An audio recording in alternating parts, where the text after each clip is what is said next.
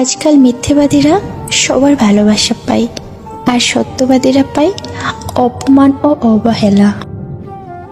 সত্যের পথে চললে কষ্ট হয় ঠিকই, তবে একটা সুবিধা থাকে, ওই পথে সবাই যাওয়ার সাহস পায় না। চিনি আর লবণ একই রকম, পার্থক্য শুধু সাথে।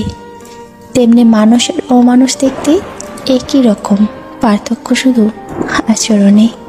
এইসব লেখাপত্র আসলে কিছুই নয়, তোমাকে চোখে দেখা দেখবো বলেই এই বেঁচে থাকা। সম্পর্ক তৈরি হওয়ার আগে নিশ্চিন্ত হন, আপনি তার প্রিয়জন না প্রয়োজন। সুখী হওয়ার আশায় যে পুরো জীবনটাতেই দুঃখী থাকে, তারই নাম মানুষ। কাজের কারণে আমরা কখনো ক্লান্ত হয়ে পড়ি না, আমরা ক্লান্ত হয়ে পড়ি দুশ্চিন্তা, হতাশা এবং বিরক্তির কারণে। প্রতিটা নারী সমাজের কাছে ততক্ষণ ভালো থাকে যতক্ষণ সে চুপ করে মুখ বুজে সহ্য করে। কামনা আর প্রেম দুটি হচ্ছে সম্পূর্ণ আলাদা। কামনা একটা প্রবল সাময়িক উত্তেজনা মাত্র, আর প্রেম হচ্ছে প্রশান্ত ও চিরন্তন।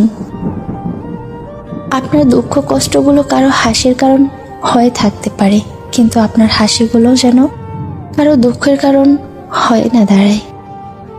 এই পৃথিবীর মধ্যে সবচেয়ে বড় অপরাধী আর স্বার্থপর হলো নিজের মন, যে নিজের হয়েও অপরের জন্য কষ্ট পায়।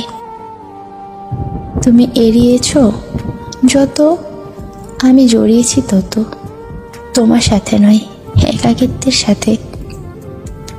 আমি বিষ পান করিনি, তবে বিষের স্বাদ পেয়েছি মানুষের কথায়।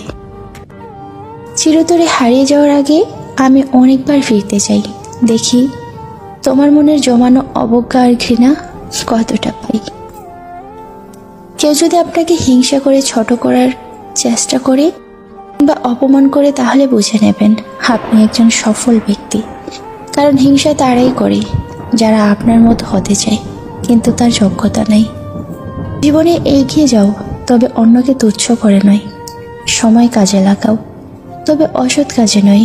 জীবনে উন্নতি করো, তবে কারো সাথে প্রতারণা করে নয়।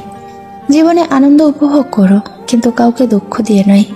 জীবনে অনেক হ্যাপি থাকো, তবে কারো চোখে অশ্রু জড়িয়ে নয়। মানুষের কাছে সবসময় কম আশা রাখবেন।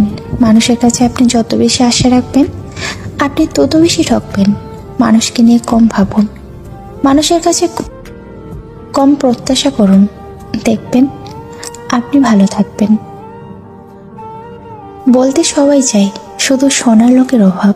বিপদে দূরত্ব রেখে জ্ঞান দেওয়াটাই মানুষের স্বভাব। ভালোবাসার মৃত্যু দুটোই নিমন্ত্রণবিহীন অতিথি।